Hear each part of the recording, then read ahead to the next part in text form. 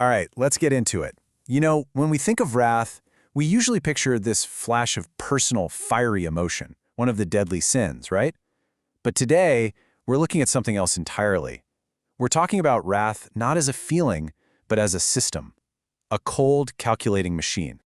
And that brings us to the big question, really. What happens when the institutions that run our world, our governments, our economies, even our media, aren't just dealing with rage, but are actually built on top of it?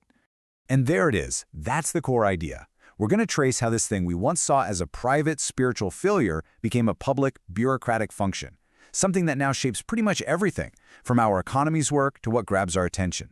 To really get how we ended up here, we've got to go back to the beginning, back to the classical idea of what wrath, or ira, was all about. So, look, the key thing here is that for the early thinkers, wrath wasn't just about getting mad. It was seen as a kind of spiritual poison, an anger so out of control, so focused on revenge, that it would literally just eat away at your soul from the inside out. It made any kind of peace totally impossible. And this quote just nails the danger, doesn't it? For guys like Evagrius Ponticus, wrath wasn't just a sin against someone else, it was a sin against yourself. It was like a self-inflicted blindness, a passion that just cut you off from any kind of clarity, reason, or connection to something bigger. So how on earth does this chaotic, personal passion become, well, something else? This next part is about a massive transformation where wrath goes from being a vice you avoid at all costs to a virtue you build an empire on.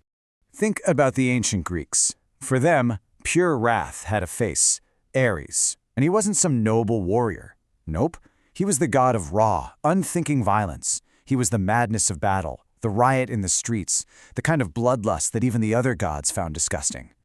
I mean, you can't get much clearer than that. That's Zeus, his own father, saying he can't stand him. It just goes to show how deeply the Greeks distrusted that kind of raw, chaotic anger. It was a force of nature to be feared, not something to look up to. Okay, now here's where things get really interesting. Let's look at what happened in Rome.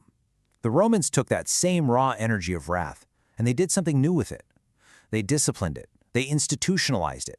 Suddenly, wrath wasn't just a messy passion anymore. It became a principle of the state. It was the very tool they used to build and hold on to an empire. This slide just lays it out so clearly. On one side, you have Ares, all passion and chaos. But on the other, you have Mars, the Roman version. He's about principle and order.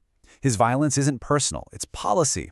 The Romans basically turned a deadly sin into a civic virtue, arguing that you needed this kind of disciplined, state-controlled violence to have peace and stability.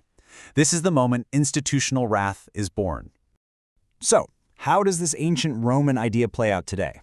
Well, this is where we see that idea of Mars perfected, scaled up, and automated into what we can only call the modern rage machine. See, this isn't the hot rage of one person, of a single tyrant. This is the cold, bureaucratic wrath of the system itself.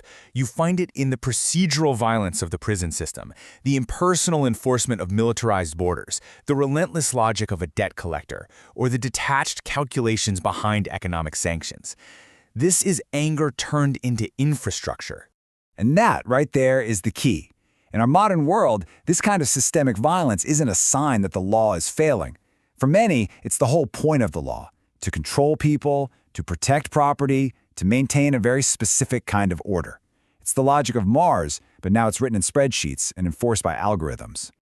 But this machine isn't just humming along in our government and financial institutions. It's also the driving force of our entire attention economy.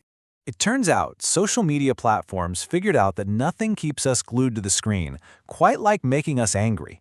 Rage gets the clicks, the comments, the shares. This chart basically shows how our collective outrage gets monetized. It becomes fuel for their algorithms and, of course, a super reliable way to drive ad revenue. Our wrath has literally become a commodity. Okay, I know this is all starting to sound pretty bleak, so it's absolutely crucial we make a distinction here. Is all anger just fuel for this machine? Or is there another kind of fire? Let's just push back on this idea for a second. If the system uses this cold, calculated wrath as a weapon, does that mean every kind of anger is automatically wrong? Well, the source material suggests there's a powerful alternative. I mean, look at history. It's full of people who harnessed collective anger not for some personal revenge fantasy, but for liberation. You have Spartacus fighting enslavement, Toussaint Louverture leading the Haitian Revolution, Rosa Luxemburg building a theory of justice. Their anger wasn't a chaotic mess. It was a focused, disciplined, moral force. So this is the heart of the matter. We have to separate these two things. Righteous wrath isn't the cold procedural vengeance of the state. It's a sacred fire. Its goal isn't to dominate or destroy, but to restore and to bring about justice. It's the kind of anger that says no to an unjust peace. So, where does this whole journey leave us? We've basically followed the path of wrath, from this secret, personal failing of the soul, all the way to becoming the public operating system of a global empire. And that's really the arc, isn't it? Wrath has been completely transformed. What was once seen as this spiritual problem inside a single person has been scaled up, turned into bureaucracy, and made into the very logic that holds up so many of our global systems. This quote really brings it all home. It makes the argument that our current system, which was built on historical theft and dispossession, doesn't stay in power through agreement, but through the constant threat and use of institutional vengeance. And that leaves us with this final thought. If this whole empire of rage runs on cold, calculated wrath, maybe the most radical thing you can do to resist isn't to fight fire with fire. Maybe it's to introduce a logic that the system just can't compute: mercy. Not as a weakness, but as a powerful, courageous, and disciplined force for restoration. What do you think?